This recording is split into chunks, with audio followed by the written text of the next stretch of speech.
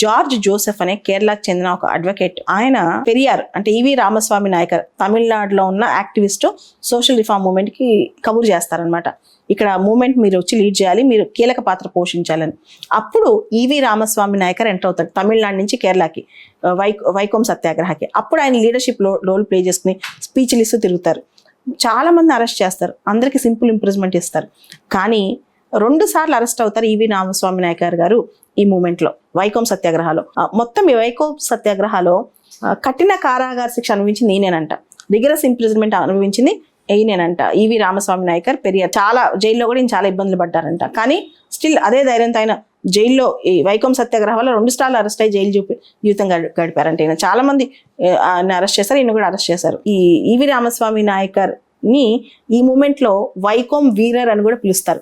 వైకోం సత్యాగ్రహ hero, ఈ సత్యాగ్రహాన్ని lead చేసిన hero అని కూడా పిలుస్తారు అనమాట.